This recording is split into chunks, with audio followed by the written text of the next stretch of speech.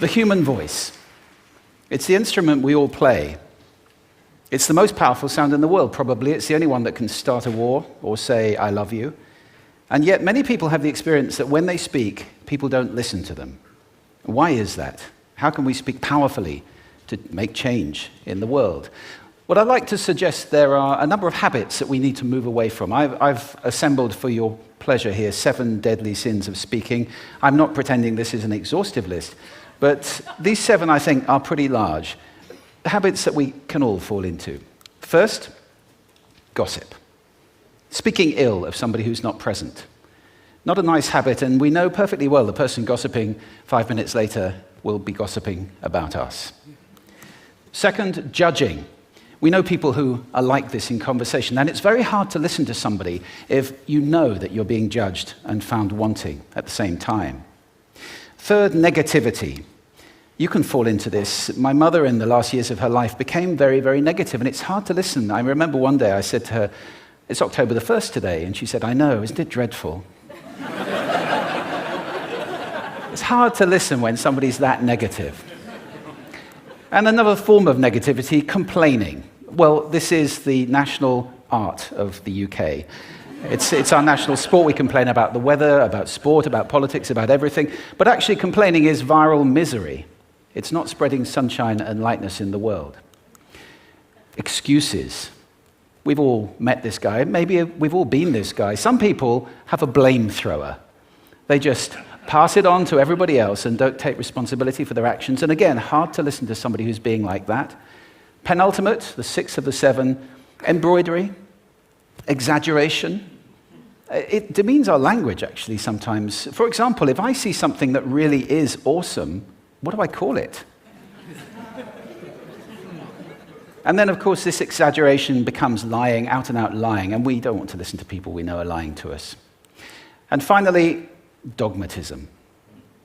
The confusion of facts with opinions.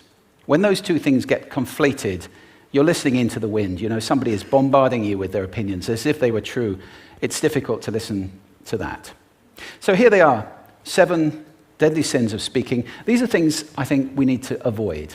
But is there a positive way to think about this? Yes, there is.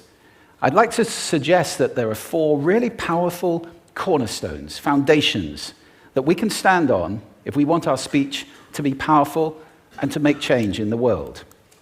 Fortunately, these things spell a word. The word is hail, and it has a great definition as well. I'm not talking about the stuff that falls from the sky and hits you on the head. I'm talking about this definition, to greet or acclaim enthusiastically, which is, I think, how our words will be received if we stand on these 4 things. So what do they stand for? See if you can guess. The H, honesty, of course. Being true in what you say, being straight and clear. The A is authenticity, just being yourself. A friend of mine described it as standing in your own truth, which I think is a lovely way to put it. The I is integrity, being your word, actually doing what you say, and being somebody people can trust. And the L is love. I don't mean romantic love, but I do mean wishing people well. For 2 reasons. First of all, I think absolute honesty may not be what we want. I mean, my goodness, you look ugly this morning. Perhaps that's not necessary. Tempered with love, of course, honesty is a great thing. But also, if you're really wishing somebody well, it's very hard to judge them at the same time. I'm not even sure you can do those 2 things simultaneously. So, hail. Also, now that's what you say, and it's like the old song, it is what you say, it's also the way that you say it. You have an amazing toolbox. This instrument is incredible, and yet this is a toolbox that very few people have ever opened. I'd like to have a little rummage in there with you now, and just pull a few tools out that you might like to take away and play with, which will increase the power of your speaking. Register, for example. Now, falsetto register may not be very useful most of the time, but there's a register in between. I'm not going to get very technical about this for any of you who are voice coaches. You can locate your voice, however. So if I talk up here in my nose, you can hear the difference. If I go down here in my throat, which is where most of us speak from most of the time, but if you want weight, you need to go down here to the chest. You hear the difference? We vote for politicians with lower voices. It's true, because we associate depth with power and with authority. That's register. And we have timbre. It's the way your voice feels. Again, the research shows that we prefer voices which are rich, smooth, warm, like hot chocolate. Well, if that's not you, that's not the end of the world, because you can train. Go get a voice coach. And there are amazing things you can do with breathing, with posture, and with exercises to improve the timbre of your voice. Then prosody. I love prosody. This is the sing-song, the meta-language that we use in order to impart meaning. It's route one for meaning in conversation. People who speak all on one note are really quite hard to listen to if they don't have any prosody at all. That's where the word monotonic comes from, or monotonous, monotone. Also, we have repetitive prosody now coming in, where every sentence ends as if it were a question, when it's actually not a question, it's a statement. And if you repeat that one over and over, it's actually restricting your ability to communicate through prosody, which I think is a shame. So let's try and break that habit. Pace. I can get very, very excited by saying something really, really quickly, or I can slow right down to emphasize. And at the end of that, of course, is our old friend, silence.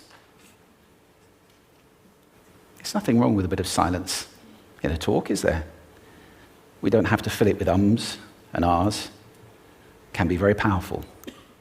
Of course, pitch often goes along with pace to indicate arousal, but you can do it just with pitch. Where did you leave my keys? Where did you leave my keys? It's a slightly different meaning in those two deliveries. And finally, volume. I can get really excited by using volume, sorry about that if I startled anybody, or I can have you really pay attention by getting very quiet. Some people broadcast the whole time. Try not to do that. That's called sodcasting. Imposing your sound on people around you carelessly and inconsiderately. Not nice. Of course, where this all comes into play most of all is when you've got something really important to do. It might be standing on a stage like this and giving a talk to people. It might be proposing marriage, asking for a raise, a wedding speech, whatever it is. If it's really important, you owe it to yourself to look at this toolbox and the engine that it's going to work on. And no engine works well without being warmed up. Warm up your voice. Actually, let me show you how to do that. Would you all like to stand up for a moment? I'm going to show you the 6 vocal warm-up exercises that I do before every talk I ever do. Anytime you're going to talk to anybody important, do these. First, arms up, deep breath in, and sigh out, like that. One more time. Very good. Now we're going to warm up our lips, and we're going to go bop, bop, bop, bop, bop, bop, bop, bop. Very good. And now, just like when you were a kid. Now your lips should be coming alive. We're going to do the tongue next with exaggerated la, la, la, la, la, la, la, la, la. Beautiful. You're getting really good at this. And then roll an R. That's like champagne for the tongue.